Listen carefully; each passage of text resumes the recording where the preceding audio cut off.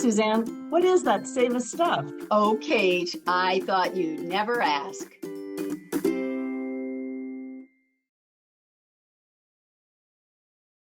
Where we're going right now is to a very familiar place, the good old Seva office. Well, there's something in this image that means a lot to me. And I just thought I'd say a few words about its background, and then Chunduk's going to guide us through its significance. So whenever I go into the Seva office, I'm reminded of the second trip I made to Nepal. This was almost 50 years ago, and that's me in the middle of a marketplace in East Nepal Hills. I'm on my way up to this beautiful village called Tami, which is in the Mount Everest region.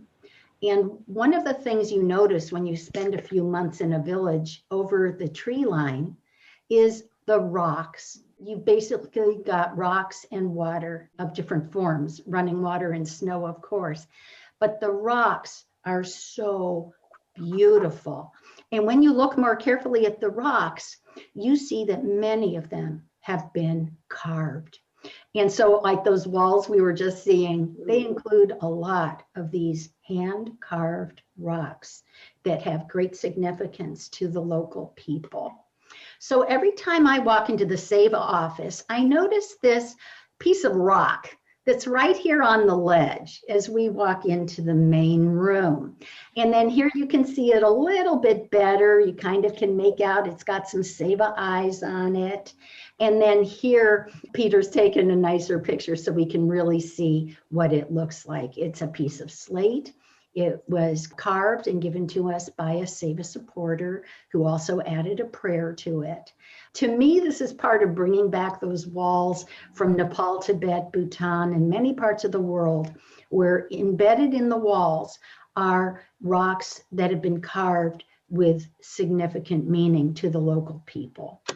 So one of us grew up in a community, a part of the world where these rocks were absolutely everywhere. And Chunduk, I think I've shared with you a couple examples. And if you'd like to just walk us through why these rocks are important, what is it about these motifs?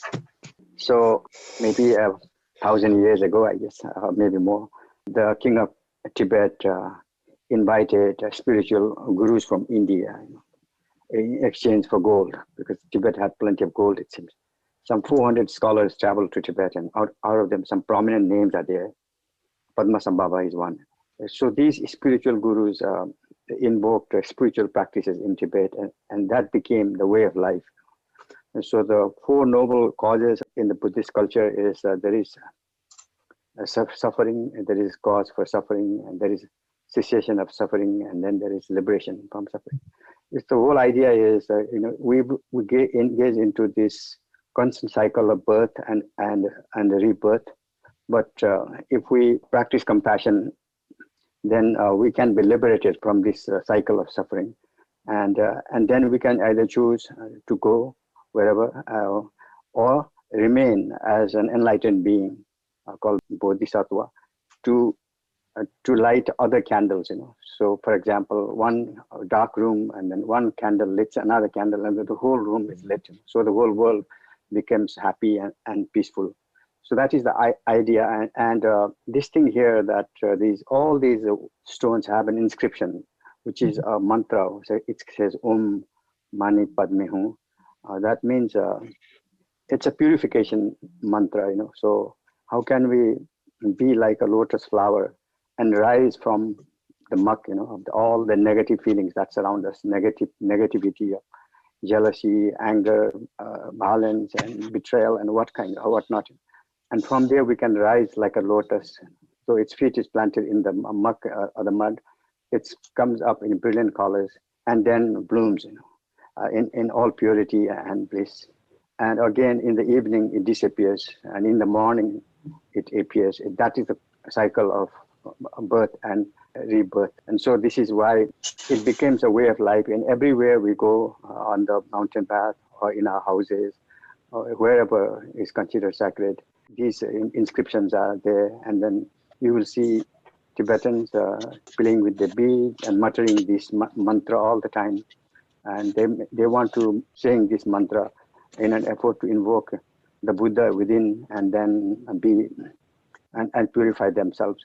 The whole idea is what is here in our mind and needs to be translated in our action. And then I find that Seva is such an organization, and our founders had this being and doing part of it. And the doing part is we are doing karma, which is compassion action. And through our karma, with the pure motivation, if we continue to do relieve suffering caused by blindness, then we will attain Buddhahood through our own karma. And that is why maybe the founders called it being and doing, doobie or something. And also the Seva's mission is compassion and action. It really resonates well with what has been preached.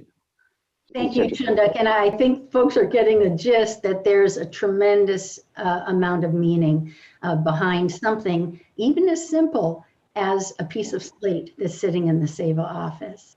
So thank you, everyone. And Chundak, would you let us know the prayer that's been written on this stone? This one just says Om Hum. And then there are others, one a little longer version, Om Mani Padme Hum. So Om is this universal sound, which whenever you say Om like that, it encompasses everything, universe. So thank you so much, Chundak. And so I think, folks, that's our Seva Stuff. Hey, thanks, Suzanne. That was so amazing. There's a lot more where that came from. Stay tuned on our social media channels for more.